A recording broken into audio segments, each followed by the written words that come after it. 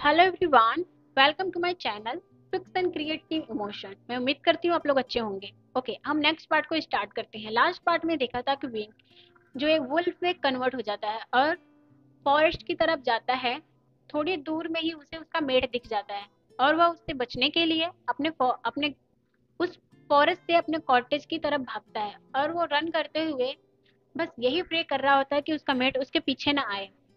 ऐसा करते हुए वो फटाक से अपने कॉटेज में आता है और फटाफट अपने आप को ह्यूमन में चेंज करता है और कुछ क्लॉथ्स को वेयर करता है उसके बाद। और वो बार बार ऐसे अपने रूम में चक्कर काटने लगता है और गॉड से प्रे करता है कि गॉड प्लीज वो उसके पास ना आए।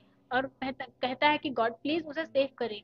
ऐसा करके वो बार बार प्रे करने लगता है। थोड़ी देर में उसे फील होता है कि उसकी मेट की स्मेल बहुत ज़्यादा स्ट्रोंगर हो गई है, जिसकी वजह से उसके नीज अब बिट्रे करने लगे हैं और वो धड़ाम करके बेड पर गिर जाता है।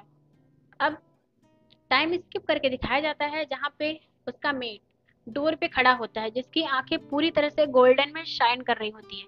ये देख के विंग की हार्ट बीट बहुत फास्ट हो जाती है और वो अपने हार्ट बीट डर की वजह से बहुत फास्ट हो जाती है और वो अपने हार्ट पे हाथ रख के उसे रब करने लगता है, शांत करने की कोशिश करता है। अब उसका मेट जो धीरे धीरे कदमों से उसके कॉटेज में आता है और चारों तरफ देखता है। ऐसा देख के लग रहा है कि उसे इस प्लेस से डिस्गस्ट फील हो रहा है। फिर भी विंग जो कुछ नहीं बोलता, बस अपने आप को स्ट्रांग करने की कोशिश कर रहा होता है, लेकिन उसे अंदर से ही पता है कि वो वीक और वीक होता जा रहा है। और वो बड़ी मुश्किल से खुद को वहां पे बैठा के रखा है। उसके हाथों में दोनों तरफ से उसने बेड शीट को कस के पकड़ लिया है।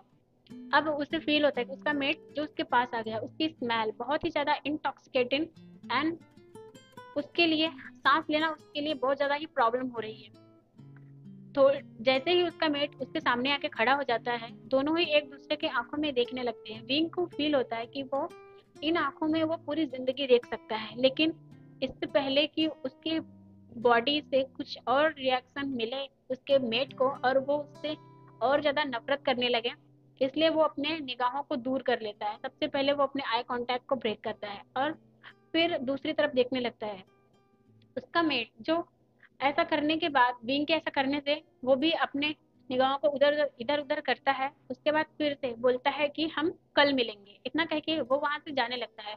विंग कहता है क्या इसे पता नहीं कि मैं इसका मेट हूँ?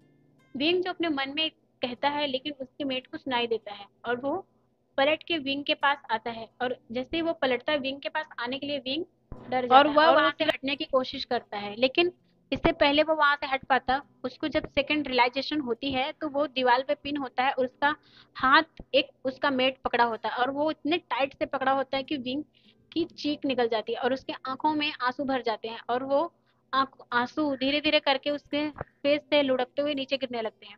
विंग जो अपने मेट की आंखों में देख रहा था, जिसकी आंखों में बहुत गुस्सा एंड नफरत होती है, ये देख के विंग का दिल बुरी तरह से कांप जाता है और उसका मेट बोलता है कि मैं ही क्यों। उसकी आवाज इतनी कोल्ड थी कि विंग के पैर जो पूरी तरह से ट्रम्बल करने लगते हैं।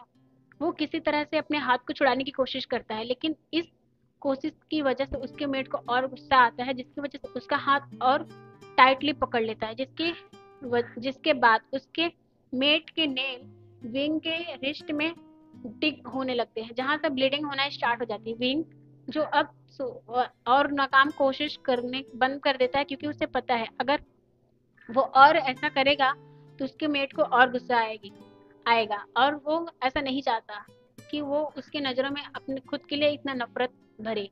और वो शांत हो जाता है। थोड़ी देर के बाद उसे फील होता है कि उसका मेट उसकी हाथ छोड़ दिया। विंग तुरंत अपने दूसरे हाथ से अपने हाथ को पकड़ता है और देखता है जहाँ पे वहाँ ब्लू निशान हो चुके हैं और ब्लीडिंग भी होना स्टार्ट हो चुका है। वो अपने हाथों को रब करते हुए सोचता है कि उसके मेट ने आखिर रिजेक्ट क्यों नहीं किया। वो इस पेन को बर्दाश्त नहीं कर पाता और उसकी आंखों से आंसू कंटिन्यू बहने लगते हैं और वो सोचता है कि ऐसा नहीं है कि ये पहली बार हो रहा है। उसके लाइफ में तो कोई भी उसके साथ नहीं रहा। फिर वो इसका मेट है, वो भी पैक का मेंबर हायर किंग है, वो उसे कैसे एक्सेप्ट कर सकता है। वो यही सोच रहा होता है। फिर वो फील करता है कि उसका मेट जो जा रहा होता है धीरे धीरे, तो वो बोलता है कि क्या तुम मुझे रिजेक्ट नहीं करोगे? जब किंग ऐसा कहता है तो उसका मेट जो इतनी तेजी से आता है, विंग को पिन कर देता है दीवार में और कहता है कि नहीं, क्योंकि मुझे मून गॉडेस ने तुम्हें दिया है। आखिर आखिर मैं तुम्हें रिजेक्शन क्यों करूं? और ये रिजेक्शन तुम्हारे लिए बहुत छोटा वर्ड है। अब आगे आगे देखो तुम्हारी लाइफ में होता क्या है, क्योंकि मैं मून गॉडेस के गिफ्ट को इस तरह से नहीं ठुकराऊंगा। इतना कह के वो वहां से जाने लगता है। विंग जैसे वो वहां से जाता है, विंग बुरी तरह से अपने नीज के बल गिर जाता है और रोने लगता है। अब मैं और कहता जाते हुए वो कहता है कि रेडी रहना कल। ऐसा कह के वो वहां से चला जाता है। विंग जो बुरी तरह से रोने लगता है और इस तरह से हमें रात पूरी बीत जाती है, क्योंकि विंग पूरी रात नहीं सोता और वो बस इसी बारे में सोच रहा होता कि उसका मेट उसे ऐसा क्यों कहा। क्या उसने उसे झूठी होप दी कि वो उसे आएगा लेने, और विंग इसी तरह पूरी जिंदगी यहाँ पे उसका वेट करता रहे। फिर भी वो अपना कुछ कपड़े को पैक करता अपने बैग में और दरवाजे की तरफ देखने लगता है और अपने ख्यालों में गुम रहता है। उसे फील नहीं होता कि कोई पर्सन उसके दरवाजे पे नॉक कर रहा है। उसकी स्मेल भी उसे फील नहीं होती। थोड़ी देर के बाद जब वो नॉक थोड़ी देर तेज हो जाती है, तब उसका ध्यान जाता है डोर की तरफ और वो जाता है, डोर खोलता है तो देखता है सेम उसके मेट की ही तरह एक इंसान खड़ा है, पर हाँ उसका सेंट थोड़ा अलग है। विंग उसे क्वेश्चनिंग लुक से देख रहा होता है। वो पर्सन जो सामने खड़ा होता है डोर के बाहर, वो विंग को सर से पांव तक देखता है, बोलता है क्या आप अल्फा के मेट हो? विंग जो नर्वसली अपना सर हाँ में नोट करता है। उसके बाद वो पर्सन कहता है कि मैं अल्फा का सबसे ट्रस्टेड पर्सन हूँ, मेरा नाम लैंस चैन है। इस तरह से बोलता है तो विंग जो उसे नोट करता है और वो विंग को फील हो रहा था कि वो सबसे हायर रैंक का वुल्फ लग रहा होता है। विंग जो नोट करता है तो वो पर्सन बोलता है कि चलो हम चलते हैं, और ऐसा कह के वो उसके फेस पे एक जेंटल जो लैंस चैन होता है वो चलने लगता है। वो थोड़ी दूर पहुंच जाता है तो पीछे देखता है विंग जो अभी भी अपने कॉटेज के बाहर खड़ा होता है और अपने कॉटेज से देख रहा होता है। उसकी आंखों में आंसू होते हैं और वो सोच रहा होता है वहाँ जहाँ पे वो इतने सालों तक रहा, अब वो दूसरी जगह जा रहा है, पता नहीं उसकी लाइफ वहाँ कैसी होगी। ऐसा सोचता ही रहता है तब तक लैंस चैन बोलता है चलो हम चलते हैं। तो विंग जब उसकी तरफ देखता है फिर नोट करता है और अपने आंखों को साफ करता है, फिर उसकी तरफ उसके साथ चलने लगता है। थोड़ी देर के बाद वो दिखता है कि वो पैक की तरफ नहीं जा रहे हैं, वो लोग दूसरे डायरेक्शन में जा रहे हैं। विंग जो एक क्वेश्चन लुक से देखता है पर कुछ बोलता नहीं है और वो उस पर्सन के साथ जाने लगता है। थोड़ी देर के बाद जैसे ही वो लोग फॉरेस्ट क्रॉस करते हैं, उन्हें सामने रोड दिखता है। रोड पे एक गाड़ी खड़ी होती है, ब्लैक कलर की जीप। विंग जो थोड़ी देर तक हैरान होता है फिर कुछ नहीं बोलता, फिर उस पर्सन के पीछे आने लगता है। वो पर्सन जो विंग का बैग लिया होता है वो बैग को पीछे सीट पे रखता है और विंग के लिए डोर खोलता है और उसे बैठने में मदद करता है। फिर उसके बाद सीट बेल्ट लगाने के लिए जैसे वो झुकता है, विंग उसे मना करता है और वो सीट बेल्ट खुद लगाते हुए उसे थैंक्स कहता है। विंग कहता है कि ऐसा पहली बार है जो किसी ने मेरे लिए इतना इतना कुछ किया है लाइफ में।